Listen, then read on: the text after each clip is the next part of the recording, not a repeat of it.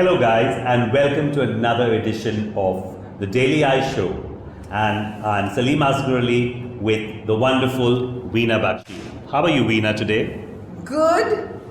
Other than the weather, my God, it's really pouring outside. It's really pouring today. And that brings us to actually the state of the city today. I mean, I think everything came to a standstill almost a few days back, and it seems as bad today. Which also brings me to the question, Salim, how are you going to get home? Well, I have the car to take me back, but the roads and the traffic and the congestion, I think it's largely also to do with this unrestrained construction that happens all over the place. I think it makes everything go into a state of chaos. I totally agree with you, which brings us to the topic of today. Salim, before we get into it, gentrification.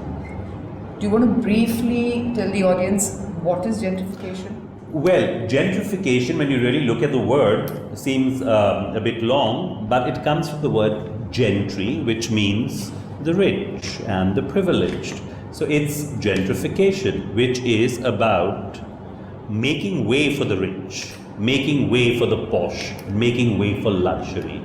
But then what happens to the rest? What happens to those who are not as privileged and are down there at the bottom of the rung? Simple, the poor get poorer. This has been a global phenomenon, right? True. It's not that it only happens in India or in Bombay. This has been happening all around the world. In fact, yes, London, Paris, New York, Singapore, Germany, every part, all across the world. But has it been as bad as it has been in Mumbai, where we have noticed that gentrification has led to the displacement of a lot of people? A lot of people like our mill workers in Mumbai who lived in places like Parel, Lower Parel, and what we now call Girgaon, which was originally Girangaon, which means mill city, mill absolutely, village. Yes. So there were mill villages, and there were almost around 58 textile mills in Bombay, if I'm not mistaken. If you remember, there was during Elevate, we were sitting and talking about the possibility of looking at either a documentary or something on how a lot of the Gujarati Muslims, the Parsis and the Marwadis largely built Bombay on cotton. Exactly. The cotton market in Bombay is an example for that. The covered market, the underground market, that is actually around 150 years old, if I'm not mistaken. Of course, and we have a station as well, a railway station and an area called Cotton Green, which was all about the cotton trade in Mumbai. You know, the sad part is that in the 70s to the 80s, largely, Girangaon, which is now also, let's not forget, called Upper Worli. True. So names have changed. Names have changed because they had to change. I mean, I don't think somebody who was buying an apartment for like 10 crores, 12 crores would really want to live in a place called Lower Parel. You know, it's a little below there. Yeah, so the lower has taken upper. Lower has taken upper, and Worli has very conveniently come into Parel and become Upper Worli. Yes. And stuff. But the thing is that, Salim, in the 70s and the 80s, okay, like what you said, is that there were about 58 textile mills in that area. Yes. A strike for better wages and stuff, which wasn't the truth really, got textile owners to do the easiest thing that they could think of, was shut down. Shut down the textile mills. And hundreds and thousands of mill workers suddenly came to a grinding halt. Their lives suddenly came to a grinding halt. And these are probably a couple of generations of mill workers that had the mills as their livelihood. Yep. And now when you look at and they resided in those places. Yes. And therefore around the mills. And those areas, the mills, as we were talking earlier, were just sold off, okay, by the mill workers, and there was an understanding that there'd be a certain percentage that would go to the government and a certain percentage would go to the mill owner, and a certain percentage, and that was a basic distribution, would be sold to a developer. Yes.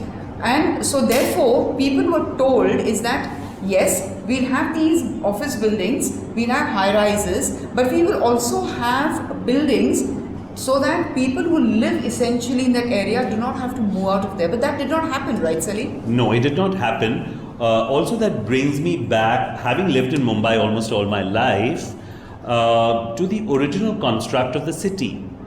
Let's look at what the original construct of the city was. So you had these very nice bungalows that were situated all over the place. Then during the British days, you had the British living in areas which are now pretty defunct in terms of, like Lower Parel. That was supposed to be a very posh area. Grant Road was supposed to be a very posh area. And then you had the chawls. Now the chawls were not looked upon in those days as they're looked upon today. Yep. Yeah, they were respectable places where people from a lower income group lived pretty happily, I would think. Yeah, so the city there was a certain plan to the city. Today I feel what has happened is there has been a huge disruption in the planning process. There's nothing like a plan that's really left which is executed, and there has been haphazard development which has led to the chaos we see today. So more than 3,000 slum residents were moved in 2015 to what they call the critically polluted area called Mahul. Oh my gosh, yes, I have read about that. Yeah, and the thing is that the government of the time in 2013 had said that yes, could be cross-contamination and pollution and things like that because the pipelines of water run from there, and because there are these mass slums, there could be a contamination of pipes being breached and sewage and drinking water being crossed. So yes, there is a need to move those people out, and the two areas which will also provide them with livelihood, not take them very far from their own livelihood, schools, colleges, all that blah blah blah. What happened is that when they were advised that these transit buildings in Mahul are in the middle of a toxic area, the government said, no, let's look for an alternate place. Subsequently, governments changed, and in 2015, these 3,000 odd residents, 3,000 and more than 3,000, about close to 5,000 to 7,000 residents, were just picked up and dumped in Mahul and told, now this is where you're going to stay. So what happens then? What are the consequences of something of this sort? The area is so toxic because of the gases. The area is so toxic because of, there's a refinery, so they're producing methane and stuff. The drainage system over there is not exactly in a working order. So one, cancer is rampant. From little children to old people are all getting cancers treated. That is so sad. That is very sad. They are begging the government to give them rent because they don't have any money. People have lost jobs because they have moved so far from their place of work. They don't have the money or the means to reach their places of work that they were in. Schools are an issue, colleges are an issue, and of course there's rampant sickness. So there's right from dengue to malaria to chikungunya to cancer to just about everything. I believe lung problems as well. Yes. Breathing issues. Yes. I've heard there have been people who've died within 3 months of having moved there, old people especially. Yep. So that's like disastrous. Apart from the fact it's like being taken and put on the moon and say now you have to live here. I found this very interesting analysis. There's Neil Smith, who's an urban developer, and he says gentrification is a result of capital movement. True. So once upon a time, while Lower Parel had this middle class chawl resident who worked in the textile mills or wherever, they did a happy middle class kind of a job, and they picked themselves up after we went through the disaster of the textile mill shutting down. They picked themselves up and they were doing different services and they were working in offices and things. Along comes this developer who buys en masse a mill, chops it down to the ground and builds these 22-story towers, okay, which become exclusive living for the elite and high class. Absolutely. So gentrification has happened.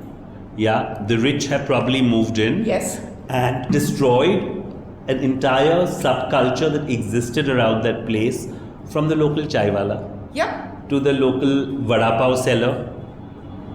Yeah. And what about that entire community existence as community living that used to happen in those chawls?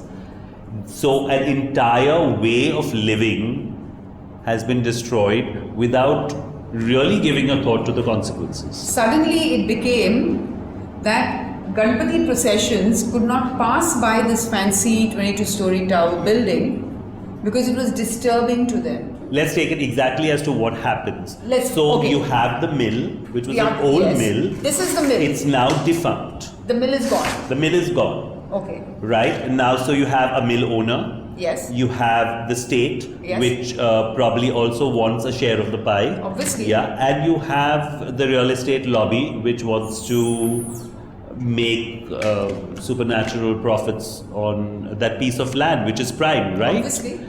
Therefore, there is a cleansing operation that begins where I think initially everyone says, yes, we are going to rehouse you. So I think they do have some schemes where a builder can come in, redevelop it, and apportion a certain part of that towards the low income housing kind of construction where the original residents of those places can be moved into. And then the original residents realize that they really can't afford to live there anymore. Yep. Because it's become too expensive, as you said. Yes. So one is you have driven a person out of that area thanks to your gentrification. Yes. You have divided society by saying, Yes. hey, you don't belong here.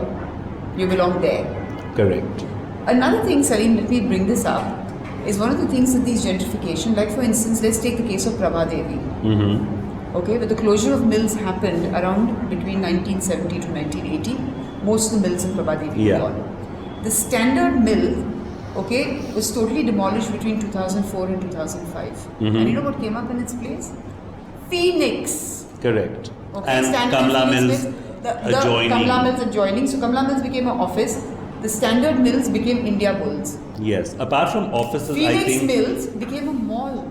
a mall, so you have luxury retail happening there. You have high-end restaurants happening Yes. there. And when you drive across on those newly made flyovers that snake through these concrete and glass structures, you go like, wow, so this is my city now, it's looking good, but someone has paid a heavy price. You're not looking below those flyovers. You're not looking below the flyovers as well. So is there an eye wash that's happening over there in the name of development? Are we really sensitive to people who've lived in that area, to their plight, as to what has really happened to them? No, I don't think so. Why have we become so insensitive to others who cohabit in the city? Is the city only for the rich? That's what they would like it as. Okay, because like Who's they? as we said, is that, I mean, you know, as this quote from Neil Smith says, is that gentrification is the result of capital movement. Yes. So who are they? They are, I would think, the government, one, banks, okay, anything to do with high-end marketing, because that is where you're buying, that is where the sell is happening. Right. Okay, somebody living, 100 people living in a chawl are probably going to buy 10 motorbikes. Yes. Okay, 100 people living in a tower, 22-story tower, are going to buy 4 cars each. Because now there's not a single family which has a single car. All families are minimum 2-car families. Absolutely. So that is what's going to happen. So it's nice for everyone. And then, oh, but we're giving you houses. So these buildings, these SRA scheme buildings are built. So what's again happening is that the openness of a chawl, the community living of a chawl, Yes. has been cleaned out. You put people into these little boxes like pigeonholes. Yeah.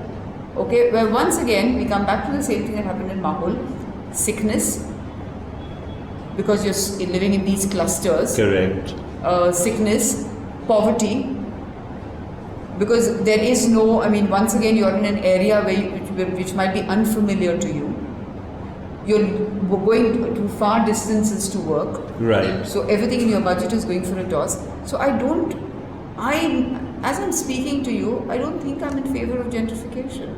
Well, it's something that cannot be actually thrown out of the window as well, because gentrification, as we know, has happened in other cities across the world. It has happened, as we just said, in New York. It has happened in London. I have a question for you. Yeah. You are extremely familiar with Singapore. Yes. And we were speaking of this earlier, where you said that Singapore has managed gentrification also in a much more neater manner, in a planned manner. You want to say something about that?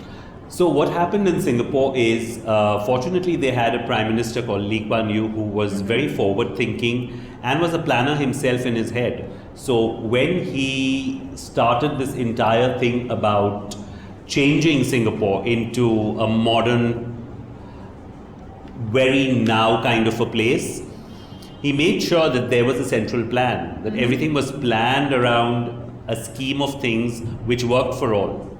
So it was not like they went across and just demolished everything and then they started anew. He retained the old places. Okay, The shop houses were kept. Yes. Spaces were planned. Yes. Okay, so now we have lovely open spaces, you have greenery, experts were brought in from every field, be it the environment, be it town planning, water resources. Everyone was brought in to give in their opinion. So it was a very democratic process. It was not one man who said, okay, this is what we think should be done, and then let's do it. So it was everyone coming together to decide what is the best thing for that particular place. So that's how it happened. So now what we see in Singapore, of course, you see the wonderful high rises, you see the glass and concrete Yes. structures, but you also see the little shop houses. You also have a taste and flavor of what Singapore was like. Chinatown, Boogie Street, Yes. still there, now a tourist attraction. So the place hasn't lost its identity, you see. Whereas in Mumbai, I fear we are losing our identity. I will fear. Very true. So, being from the fashion trade, Madanpura is the hub where a lot of artisans actually create these wonderful embroideries. There are tailors, there are craftspeople, all kinds of people that live over I there. know there's a lot of small scale industry, in the sense of home industry that used to happen. BDs, women used to make BDs, Rakis. Then there and are all women, that. yes, making Rakis, making little tassels, all those wonderful things that we use in fashion today. You're saying that it's So, gone. well, it's not all gone, but Okay. it's become very difficult for them now. Because it's being taken over. There are places adjacent to Madanpura which are getting developed, like large plots of land are being developed by builders, and they are clearing all the access roads to their plots. You know something? This word development, sometimes I wonder whether it's the right word. You're very because, right, Veenaa. because it's not really, you're not developing anything, you're not improving anything. Yes. You know, lots You're of- imposing things You're over imposing there. things, and sometimes maybe even detrimentally. 100% detrimentally, because it's not for the good of all. If you really look at what gentrification is about, and the word, as we discussed earlier, it's about people who are more privileged, people who are more rich. It's not about those that need to be taken care of, that need special assistance to survive, to carry on with the trades that they are carrying on, and to live a decent life in the places that they have been used to living for a very long period of time.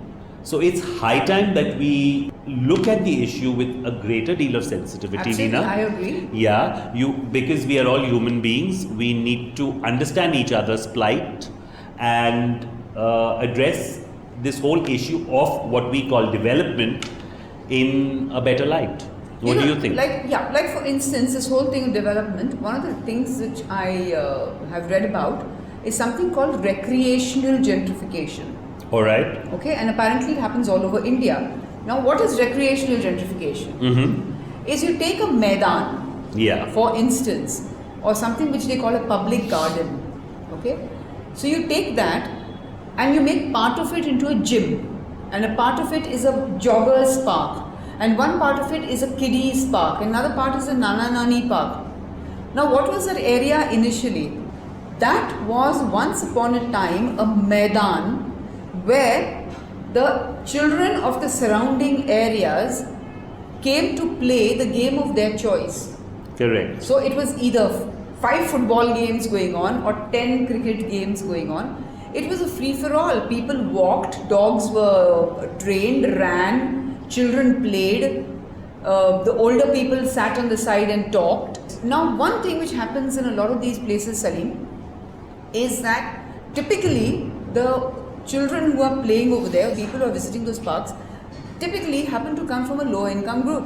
Yes. As soon as that becomes into an organized park, you have the watchmen, they are blocked from entering that area. How sad is that? Because Yeah. now suddenly that area becomes or has access only to the elite Yes. or the so-called upper class. Yes. So one more example of bad gentrification. And also what happens is, if you really notice, the upper class children are not really going to go to that park and play. No. They have other places to go to, other Yes. forms of recreation. Yes. So then what happens is those parks get inhabited by what we might call antisocial elements. Absolutely. And it becomes the hub of crime. Yep. That's where crime starts, giving birth from. The other thing, Veena, I would like to probably throw some light on is, and that is specifically for Greater Mumbai, Okay. where we have something called the Rent Control Act. Of course. Yeah. So the Rent Control Act, which was brought in sometime in the 1960s probably, controls and puts a ceiling on all rents of certain category of buildings which were constructed prior to 1960. Right. Yeah, so you cannot increase the rents beyond a certain sum of money, which could be for an area of around 500 square feet, could be like 300 or 350 rupees. Wow. Now, in a city of Bombay where 500 square feet would command something like 30,000 rupees, the landlord just gets 300. Yeah, of which he's also paying repair cess. So what is the landlord supposed What is to left? do? What is left for the landlord to do other than let that structure fall apart at some point of time because it's dilapidated? He has no money to maintain it. And the sad part is that there are hundreds of lives that have been lost, thousands of lives in fact, that have been lost over the years Yes. due to these falling buildings. Yes. So MHADA has been brought in to take care of all these kind of structures as well. Yeah. So what they do is they step in, they help in to repair the place, and they collect money on a regular basis as a cess, which is called the repair cess from the landlords. Now that repair cess which is collected doesn't suffice, Right. because MHADA has on its rolls engineers, it has architects who take home a certain pay package. Yeah. So at the end of the day, when it's time to repair the building, MHADA doesn't have any money left for that particular building. So you go back to the tenants and the landlords telling them, oh, you now have to contribute more if you want to have your building repaired. So some can ill afford to do that. With the result, buildings collapse. And there are many such buildings in Mumbai today which are endangered and endanger the lives of many people. So they don't want to leave those dilapidated structures because they fear that they'll be sent to a transit camp. But So that's we what's- rather live here. Yes. Maybe this will not fall apart. But that maybe is a very dangerous stance to take. You know, this whole thing, Salim, what it reeks of, I mean, which something which we must talk about, is there's something very shady going on over here. One is where you buy up this mill land or the so-called old building lands and whatever stuff, and you make these fancy towers which are exclusively for the elite and high class. Yes. And the rest of the people either within those tower areas or around the tower areas get displaced thanks to this gentrification, and it's like a domino effect. So they get displaced, they can't afford the area, they move out of there. Now, and they go to another area where they get poorer, they get sick, they die, nobody gives a damn about them, and this vacuum is created in which some more people will come. Now there's a ulta osmosis, if I can call it, that's happening.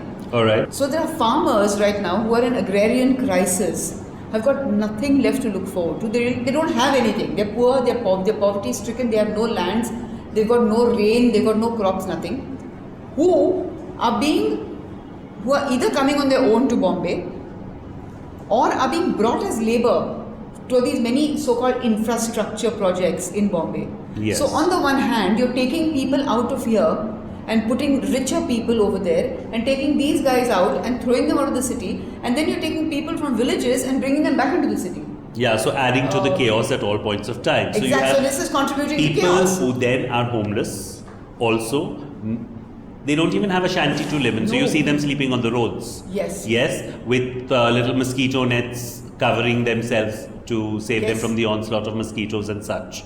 So what we have now, Veena, is almost homeless people who have come from the villages. One end, people have been removed, displaced, thrown off to another remote boony area, and then you have these people who have come from the rural areas sleeping on the roads covered with mosquito nets to save themselves from the onslaught of mosquitoes.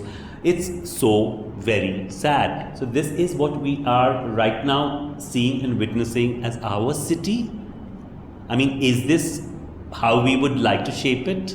Once again, we come to the same point, which is on the one hand, you're taking people out of their areas and building these big malls and office buildings and towers and whatnot have you. Of course. On the other side, you are helping from ground up, small politicians, little pockets being filled here and there, in creating slums and shanties. Yeah, so now when we see the difference between gentrification that as it has happened in other parts of the world and in Mumbai, what we do come to realize is that in other places there was a plan. True. Yeah, there was a thought behind it. And there wasn't a nexus between the state and the real estate lobbies. Yes. Whereas, sadly to say, in our city, that's what is really happening. So every time you see these wonderful new structures coming up and you go, wow, remember one thing, Veena, there's a story behind it. There's a story of many people who were displaced, many people who lost their jobs, their livelihoods. And their lives. Yes. So it's come up on someone's blood, sweat and tears. Blood, sweat and tears. Salim, another great segment, and it's been such fun once again talking to you. Absolutely, and it brings us to such wonderful thoughts and ideas that I'm sure our viewers are going to find very interesting. Yes, and also do write in with your comments, your suggestions, and I think that will take us to another debate. Absolutely. Thanks for watching. Thanks for watching. Love to be back with you soon again. The Daily Eye Show.